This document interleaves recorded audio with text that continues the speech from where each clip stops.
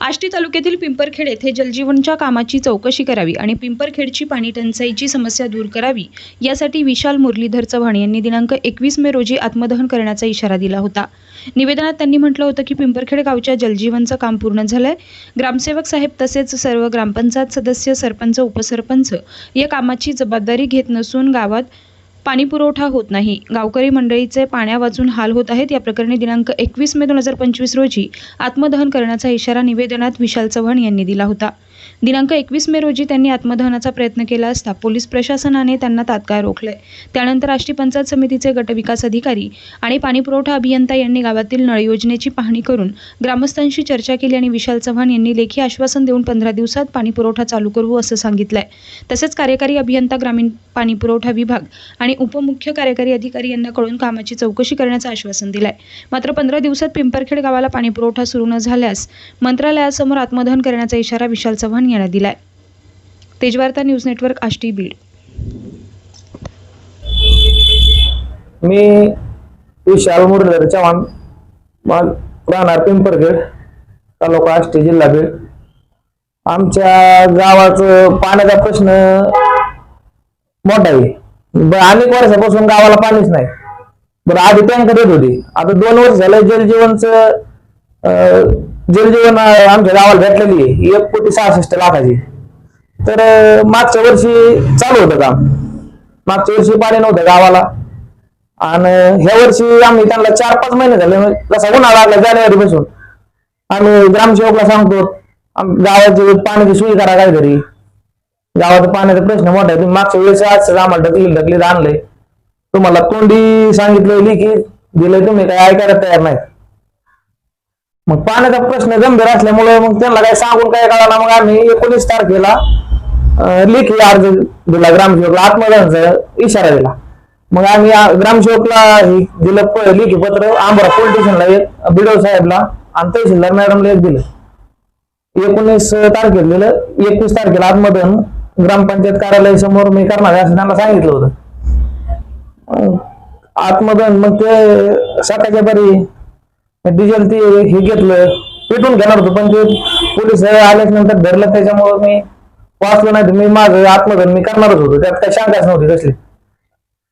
मग त्यानंतर ते कुलकर्णी साहेब ते आले, ते कुलकर्णी साहेबला सांगून काय प्रश्न आमचा मिटत नव्हता।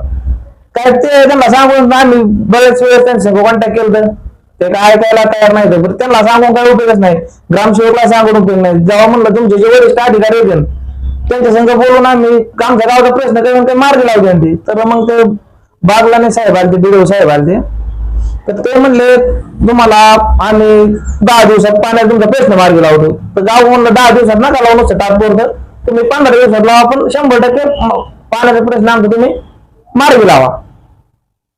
तर त्यांनी आम्हाला एक लेखी पत्र दिलंय, तुमचा 15 दिवसात पाण्याचा प्रश्न मार्गी लावा, म्हणजे 6 जून पर्यंत तुमचं आम्ही पाण्याच्या वाड्या वस्त्या गावात सगळीकडे पाणी तुमचं चालू करून देऊ जलजीवनचं। नाही दिलं तर त्यांना मी सांगितलं, जर पाणी आम्हाला 6 जून पर्यंत जर नाही आलं तर आम्ही परत असं एक लेखी निवेदन देणार आहे। जिथं समजा ते म्हणले उपाअभियंता बीडला द्यावं लागते, माझ्याकडे नसतं म्हणले यावं पाण्याचं, उपाअभियंता बीड शिव यांच्याकडे असतं म्हणले पाण्याचा विषय। तर आम्ही जे त्या जलजीवन समजा त्यांच्याकडे पाण्याचं हे बघत आहेत नियोजन, त्या ऑफिसला आम्ही एक निवेदन देणार बीडला, आष्टीला, आणि आम्ही डायरेक्ट मी मंत्रालयात जाऊन आत्मदहन करणार आहे। यांची जर प्रश्न जर नाही मिटला इथं तालुका लेवलला, इथं जर जिल्हा लेवलला जर प्रश्न नाही मिटला तर डायरेक्ट मी मंत्रालयात जाऊन आत्मदहन करण्याचं त्यांना निवेदन देणार आहे मी। आता 15 दिवस बीडीओ साहेबने आम्हाला सांगितलंय 15 दिवसात तुम्हाला मी पाणी चालू करून देतो। आमच्या गावकऱ्यांनी भरोसा ठेवला, जर पाणी 15 दिवसात जर नाही आलं तर आणि त्यांना एक पत्र देऊन मी डायरेक्ट मंत्रालयात जाऊन आत्मदहन करणार आहे।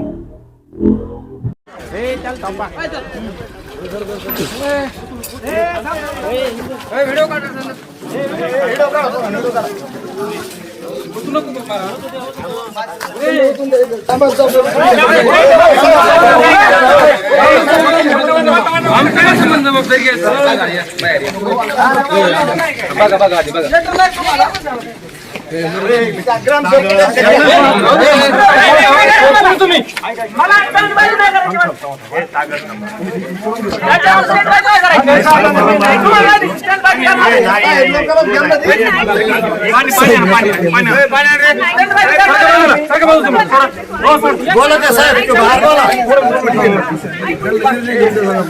पाणी पाणी होतं गावाला पाणी पाहिजे मला आता मला पाणी पाहिजे करतो का मी तुला कशाला